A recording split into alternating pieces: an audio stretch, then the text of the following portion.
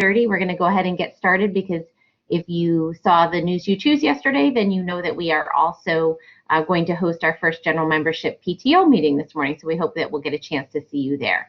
So without further ado, I'm Lisa Barrow. I'm the proud principal at Cooper, and I'll introduce our team in just a minute. But as is typical for getting started in our parent meetings and continuing to get you to become familiar with our Blackboard Collaborate Ultra, we want to do a quick check-in with you. So how are you feeling today after the first day of school? We know that we had a great day yesterday. We hope you're feeling the same way. Miss Durr, who's with us, is gone. Our instructional coach is going to turn on the chat for you. And you'll notice that step one is to click that purple panel that's down in your bottom right-hand corner. In the chat box, you can do a drop down on those emojis and select an emoji that works for you. So let us know how you're feeling about after the first day of school yesterday.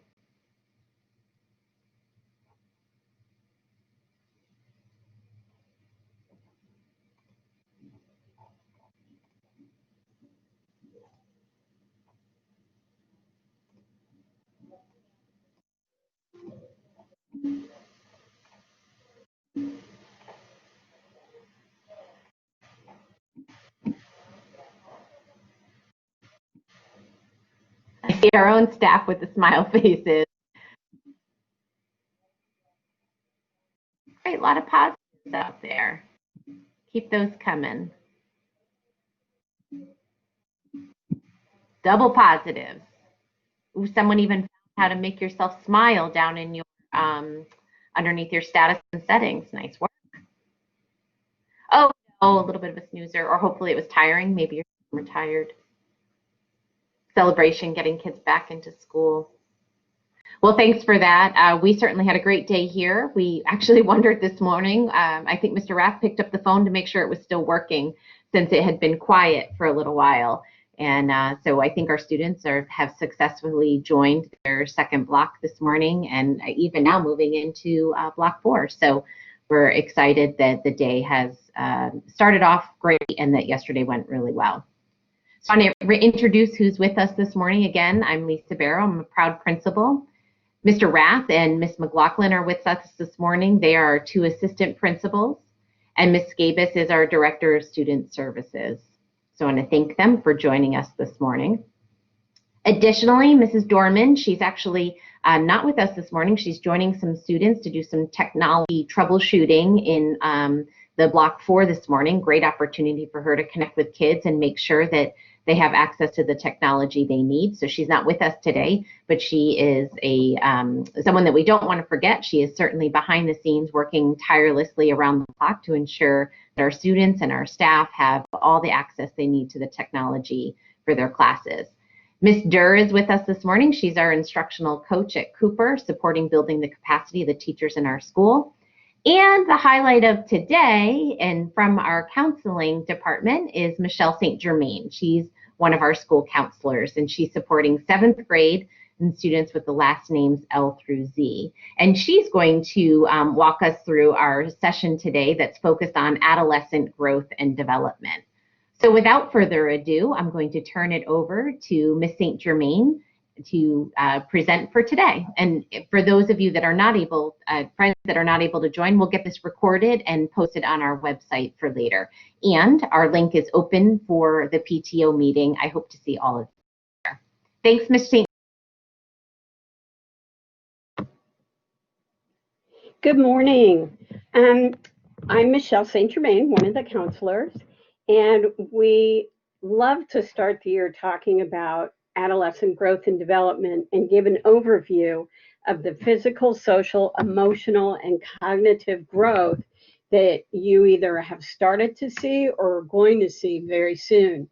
I love the picture of the labs because kids who are going through this stage remind me of Labrador puppies.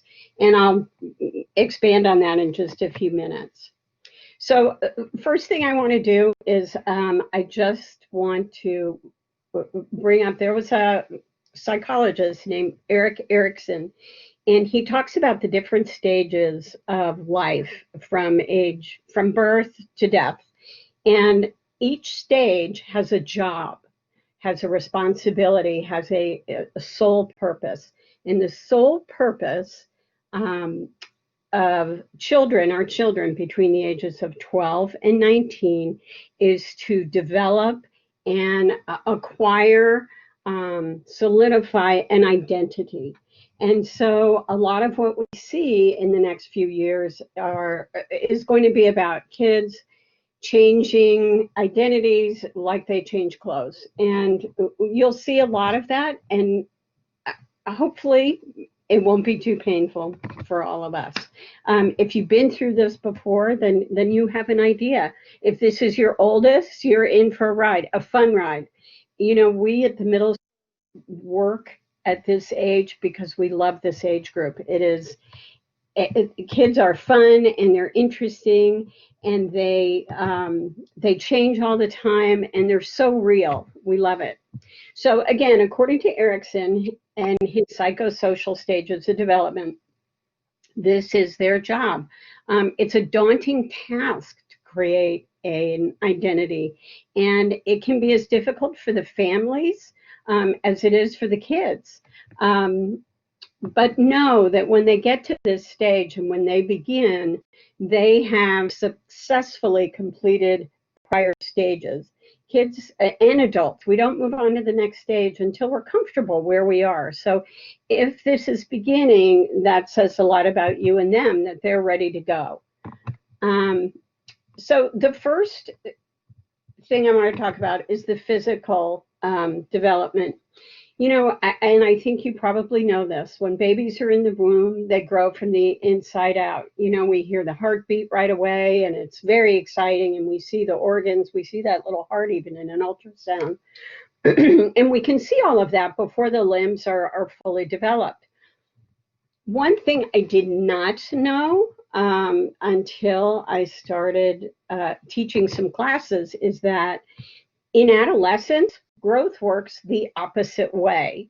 And that is alarming. So what we see are limbs are lengthening, shoulders are broadening, kids are shooting up in height. And it's good to know that, because as we look at our kids, they are beginning to look more like adults. But the thing that you need to know is that the very last thing to grow during puberty is their brain. So here you're looking at this child who is looking a lot like you, and they are, you know, awkward and uneasy, but they're big, and their brains are not. So it's difficult when we look at them. We have some expectations about behavior and cognitive abilities and social emotional abilities that aren't there yet. So we have to be patient. And so back to the lab puppies, they remind me of lab puppies. You know, when you look at them and you look at the feet and think, oh, they're going to be big. You know, we look at these kids, oh, look, size 12 shoe, but they still have a 12-year-old brain. And that's just the way development happens at this age. But I think it's really helpful to know that, and I think that should be on billboards somewhere. Kids at this age are often very uncomfortable in their bodies. You'll see sometimes where they're wearing big sweatshirts. I mean, I know they do that some may, but to cover up girls who are developing, they're self-conscious. You know, all of a sudden they have these parts that they haven't had before. And that's a big deal, and it can be uncomfortable. The other times it is very uncomfortable is when kids develop very early, and when we're back in school, you'll see this, and maybe you've seen it before, where in middle school, you know, we have girls that look like they're 25. And we have a couple of guys that are shaving. And yet we still have kids that are, you know, 4 or 5, and they are looking like elementary school kids. So it's such a vast range, and not in any stage of development for human beings is there such a gap. And it's hard. It's hard for the kids. They do a lot of comparing. And one of the reasons they do a lot of comparing is because socially, peers have become the most important people in their lives. You'll hear kids all the time talk about, I want to be different. But what they want to do is conform to friends in every single way. They would be very upset if you said that to them, but it is true. They want to be like them in every way. And so we have to kind of allow that. They're going to try on different identities. They may try with different clothing, jewelry, music, hairstyles. And I made a note there that says, pick our battles here. If kids are trying to fit in by doing something illegal or harmful, of course, those are battles we absolutely want to tackle. But if it's listening to music or a different hairstyle, maybe it's worth letting that slide. It probably won't last. And we do know that the more we battle, it can get worse. Friendships shift. And as all the counselors can tell you, we do spend a lot of time talking with kids about friendships that have changed from elementary to middle school. It's hard on kids. They really, it's tough. They want to know why. They want to repair. They want to stay friends. Even though sometimes they may not even like each other very much, but it's what they know. So it is a tough time with peers, but peers are the most important. The teens, they characteristically communicate less with parents. And I'll talk about this a little bit more in the emotional part. Emotional. You like the swing set there? Mood swings. Again, it's the purpose of this stage of identity, this stage to find their identity, and it's identity versus role confusion. So they're trying to figure out where they fit in with their friends, at school, at home.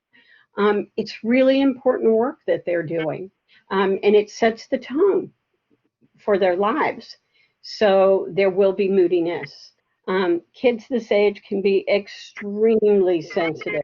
One day something you say can be a compliment, and the next day it's taken as a slam. Their self-esteem fluctuates daily. I'm so glad we don't have to do this stage again. It's really hard. They're self-conscious, and they're just so painfully aware of their bodies. So anytime you can be not empty compliments, but anytime you can give them kudos for something they're doing or the work that they're doing identity-wise is really important. The last point I want to make in this emotional development is really important. So it's the job of kids to find an identity to take them through the rest of their days. In order to form this identity, they have to abandon what they have already identified with. And they may come back to it, but they have to step away. Now, rationally, if we think about that, why it doesn't make sense that kids would abandon the people that love them, feed them, clothe them, and just take them to the mall, take them on vacation, whatever it is, care for them. So rationally, who could do that? So in order to do that, kiddos have to push the adults away and make them seem unreasonable, irrational, and just wrong. And that is so hard for parents because we want to be there to support them. We want to be with them. And they make it so hard sometimes to be with them.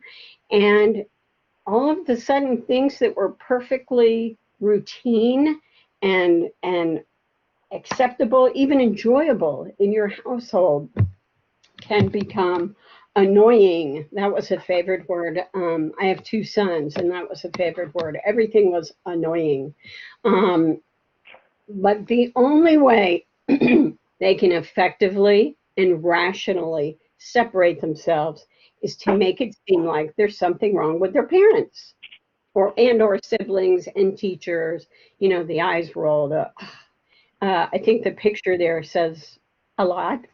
Um, and this creates a lot of unpleasantness. And I think for certainly parents who are parents of adolescents for the first time, this can be really difficult. And I think that the more we know, Sit down. hello, the more we know, the better armed we are. It doesn't always make it more pleasant, but at least we know what's happening. We know why they are pushing us away, and we can have humor is really important at this stage, really important. Boundaries are really important because even though they're pushing you away, they can't be disrespectful. That's it's not okay going forward. That's going to create a lot of difficulty later on in life. But you need to know they're pushing you away. They will come back, um, and it can be unpleasant. But there does not need to be disrespect. And so I really want to emphasize that point that it's important to still require respect in your house, no matter all of this. Okay, the last area is the cognitive area. Adolescents are beginning to engage in increasingly abstract thoughts. And I want to mention here math. Math is a class that I think a lot of us find really important. And I think for some of us, we really want to push our kids a little bit and hope that they're in the most challenging class they can be in. And that's good. That is how we should be working with our kids. But one of the things that's interesting, and it comes back to development rather than intelligence, is that kids are just beginning to start this abstract thoughts. And when I say kids in all of this, it is the majority. There are always exceptions to every rule, and there are two ends of the spectrum, and I am aware of all that. I am talking in generalities.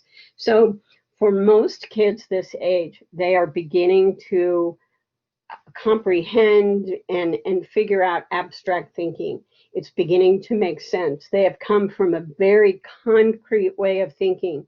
And so, especially in math, this is important because even though we can have kids that are extremely bright and score high on intelligence tests and that kind of thing, they still may struggle with advanced math, and a lot of that is due to this abstract thinking. For instance, algebra is really abstract, has a lot of abstract concepts. So if kids, as bright as they are not developing, have not developed that broad sense of abstract thinking, that math will be difficult for them. Okay, so second, looking at the same separation mentioned in the last emotional slides, adolescents may become critical of many authority and adult figures in their lives. And so that can be parents, grandparents, although sometimes kids do better with grandparents because they're not the boss of them, so to speak, in a lot of cases. They may become more critical of their teachers, administrators, and all of that separation is okay. Disrespect, no. Number 3, adolescents are beginning to be able to consider new and varying points of view and look at them critically, which is what we want. And one of the reasons that, at Cooper, and I think all of Fairfax County, you hear about critical thinking. It's so important for kids not only to learn information, but then to be able to look at it and say, is this valuable? Is this a good source? Is this something I can build on? Is this something I can relate to a different area? So this, again, part of their stage is very important. And speaking of cognitive, you guys are home. It is a new world out there for all of us. So one of the things I want to leave off with, and we've talked about this as a counseling group, is, what does that study area look like at a home? Make sure that wherever the laptop is, that a flat surface is a good idea, because kids may need to take notes. I know they have laptops, but writing things down is still an effective way of retaining the information, and using it to study later. 2, do they have writing utensils, pencils and pens? 3, free of all electronics except for the laptop. They're home. They don't need their phone. They don't need to be where the games are. And I know that's easier said than done in some situations, but as best you can, free of all electronics. It's so easy to get distracted, and getting up from their computer is going to be important, after a class, to get up and walk around and taking those breaks. And for your end, to check for understanding, encourage your child to seek help during teachers' office hours, or have them email teachers. We're still about self-advocacy, and that may even be more important here virtually. So please encourage them to reach out if understanding is not clear. Self-advocacy. Teachers are going to continue teaching and checking for understanding, and it's possibly as important now as ever to encourage your children to become self-advocates. They need to step in and speak up about understanding and learning and asking for help. They have the tools, and there's nothing more important right now. We often tell them that school is their job. They may have other responsibilities in their lives, but school is their job, and they want to succeed to be promoted. We at Student Services will continue to reach out to our students and parents, and are available to them through email and office hours as well. In fact, we're getting ready to send out a note to your email as well as your children, to let them know how to reach us. If you're unsure of who your counselor is, we have Laura Wiley, 7th grade A through K. Myself, I'm 7th grade L through Z. Josh Chambers is 8th grade A through K. And Jill Donnelly is 8th grade L through Z. Dana Scabas is our director and creator of an amazing schedule. And Annie Eisman is our assistant extraordinaire. And we are all here to help you in any way that we can. I don't know if there's time for questions. If you would type them in the chat, I will answer them, or the other counselors I believe are here. They would be happy to help as well. So